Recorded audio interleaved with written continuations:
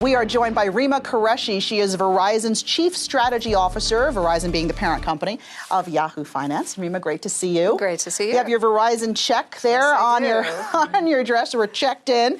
You are Chief Strategy Officer. Tell us a little bit about what that means, what your role is, and then what are your strategies for Verizon going forward? Okay, Chief Strategy Officer and Head of Partnerships and New Business Development. So it's the strategy of the company, aligning that with the overall strategies of the individual units, responsible for all the partnerships that we are doing within the company, and specifically managing the partnerships that are cross-company, which are quite large.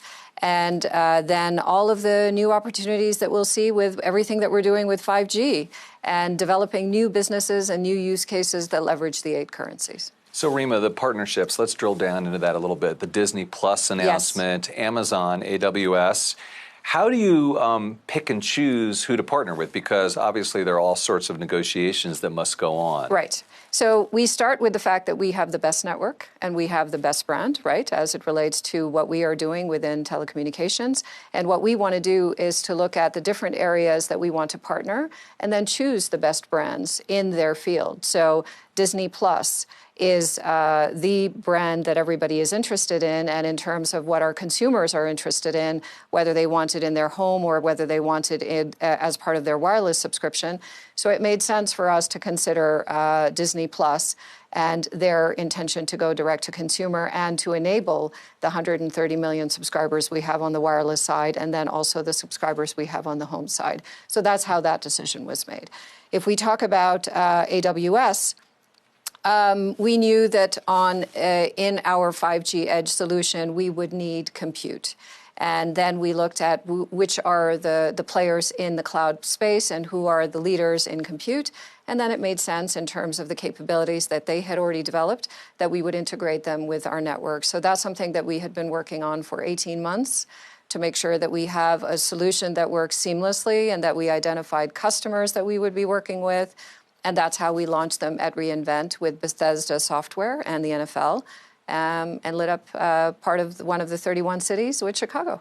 That's so exciting. We got the Super Bowl just less than 2 weeks away. Yes. And so what will 5G from Verizon allow fans to do? What would that experience be like now with 5G in the Miami Stadium with the Super Bowl? One thing to note, this Super Bowl will be the first 5G Super Bowl. And what that will mean, I think there were certain things that you have to just be there to experience. Mm-hmm. Some of the experiences, we're going to have our own 5G setup, and you'll be able to go through and really experience everything that 5G will enable in terms of the fan experience and, you know, the ability with a 5G millimeter wave deployment to really try out the different use cases. And then within the stadium itself, I think there will be such an experience that you just have to experience it to really see it. Different camera angles. Absolutely, as if yes. You're in the game, right? It really brings the fan into the game. It really brings the fan into the game. And I think if you imagine out in the future what you would be able to do, imagine if you want to follow your team and your favorite player and see the game from their perspective. Wow. And do it in a 360-degree environment. And those are the types of things we will be able to enable with 5G.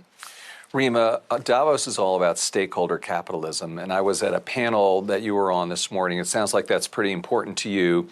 How do you deliver that kind of thinking to Verizon? We have made a huge transformation within the company, and we are really focused on the 4 stakeholders that are important within the company as we set our goals. And we have recently added not only the shareholders and the customers and employees, but also society. And what are the things that we as Verizon are doing to enable the sustainable development goals, as well as how we are meeting the overall objectives that we have been discussing here.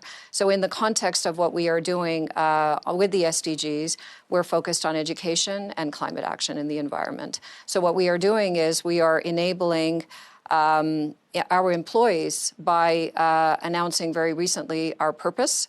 We create the networks that move the world forward.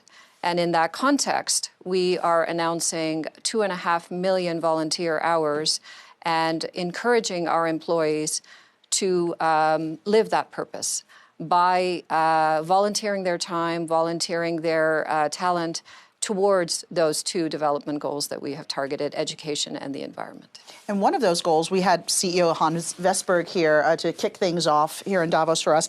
And you're committed to being carbon neutral? Yes. By 2035. That is correct. Are you going to be doing that in partnership with anyone else, or how do you hope to reach that goal by then? Well, I think in various ways. I think part of it is the employee volunteerism. It is partly with the green bond that we did. We were the first within the industry to announce a green bond, and we are looking at clean sources of energy.